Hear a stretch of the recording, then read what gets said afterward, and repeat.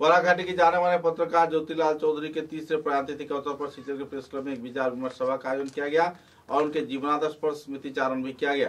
कार्यक्रम के शुरुआती तौर पर उनके प्रतिमूर्ति पर श्रद्धांजलि अर्पण किए गए। कई जाने माने पत्रकार व दूसरे हस्तियों की मौजूदगी में इस दिन उनकी जीवनादर्श तथा कई पहलुओं पर चर्चा किए गए। যারা শিলচর প্রেস ক্লাবে এসেছেন সবাইকে অনেক অনেক স্বাগত জানাচ্ছি। আজ যার খ্যাতি রয়েছে অত্যন্ত শ্রদ্ধাভাজন পড়াশোনার ক্ষেত্রে অত্যন্ত বলিষ্ঠ পদক্ষেপ গ্রহণ করেছিলেন। আজ তৃতীয় প্রয়াণবার্ষিকী 7 জানুয়ারিতে হয়েছিলেন।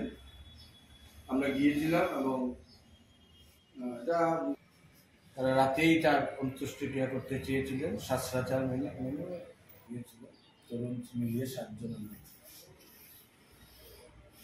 আজও আমরা অনুষ্ঠানটি করেছিলাম প্রয়াণবার্ষিকী অনুষ্ঠান এবং সাংবাদিকতা পুরস্কার প্রদান করা হয়েছিল। জ্যোতিলাল চৌধুরী সাহেব সাংবাদিকতা পুরস্কার। আমাদের এই প্রয়াণবার্ষিকীতে তার স্মৃতির উদ্দেশ্যে আমরা আমাদের বিনম্র প্রণতি নিবেদন করব। জ্যোতিলাল চৌধুরী তৃতীয় প্রয়াণবার্ষিকীতে আমরা উপস্থিত হতে পেরে নিজেকে ধন্য মনে করছি। এখানে মঞ্চে যারা রয়েছে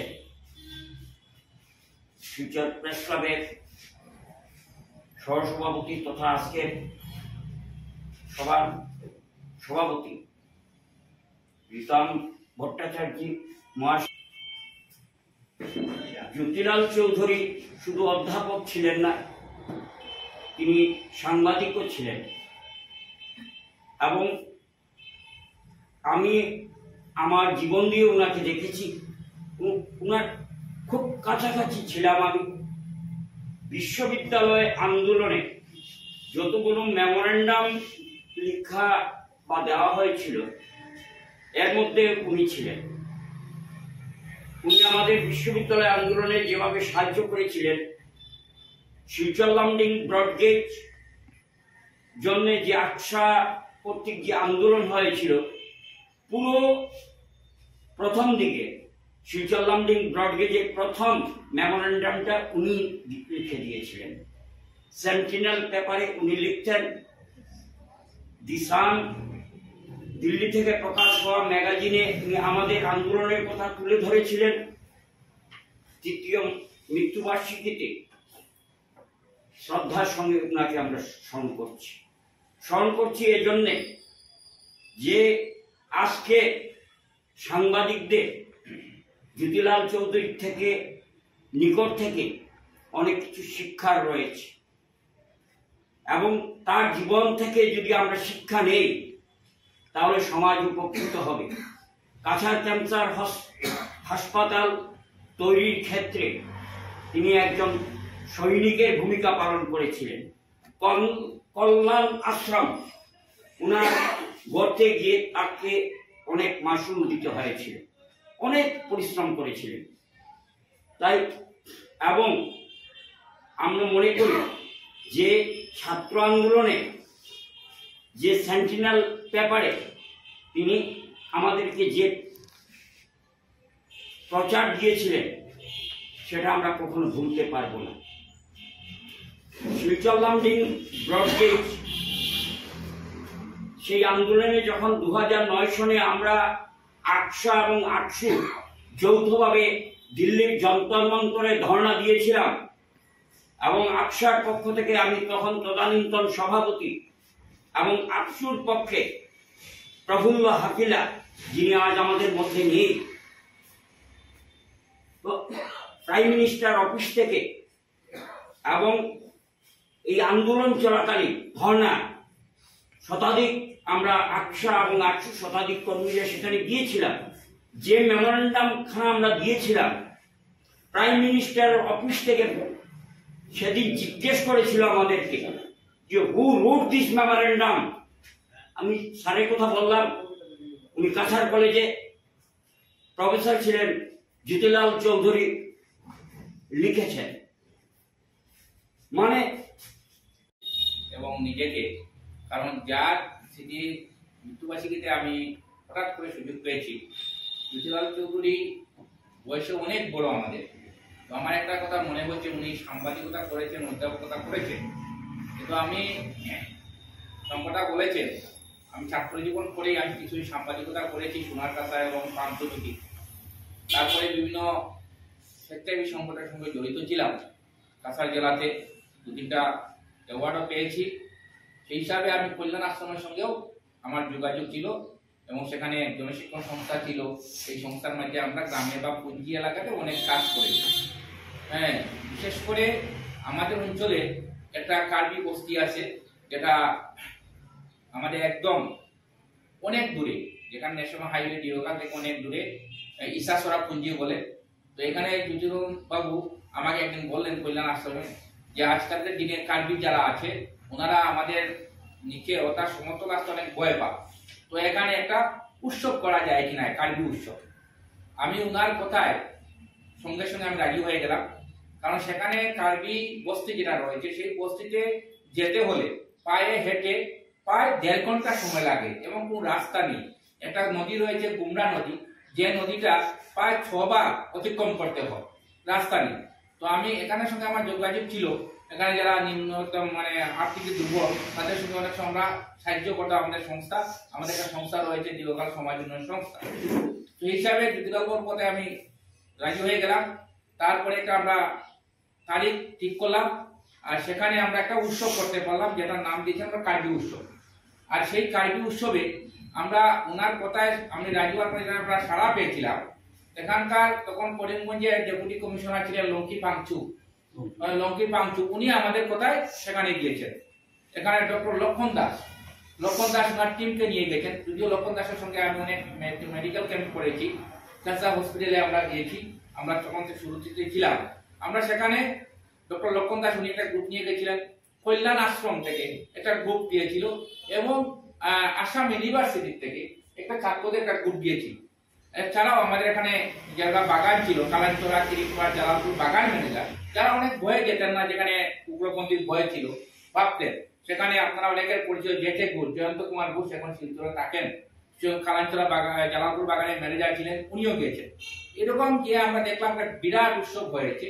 আর সেই আমরা নাম দিয়েছিলাম কার্বি উৎসব, লঙ্কি পাংচু এখানে এসেছিলেন। তো আমরা সেই উৎসবের পরে আমরা কি দেখলাম, যে কার্বি মানুষ আমাদের সাধারণ মানে বাঙালি মানুষ যে বয় ছিল, সেই বয়টা অনেক দূরে গিয়েছিল, সরে গিয়েছিল সেই পুলটা। তারপরে দেখলাম আমাদের সঙ্গে কার্বি মানুষের একটা সম্পর্ক হয়ে গেল। সম্পর্ক শুধু ইসাসরা পুঁজি নয়, কাটিগুলার যেগুলা কার্বি পুঁজি আছে প্রত্যেক কার্বিবাসীরা এখানে এসেছিল এবং রাত্রেবেলা ওনারা চলে আসেন, আমরা রাত্রেবেলা অনেক সময় থেকেছিলাম, সেখানে কার্বি ড্যান্স এগুলা হয়েছে। এবং তখন করিমগঞ্জের ডেপুটি কমিশনার জেলা শাসক লঙ্কি পাংচু দেখলাম উনি নিচে বসে তাদের সঙ্গে উনি খাওয়া দাওয়া করেছে।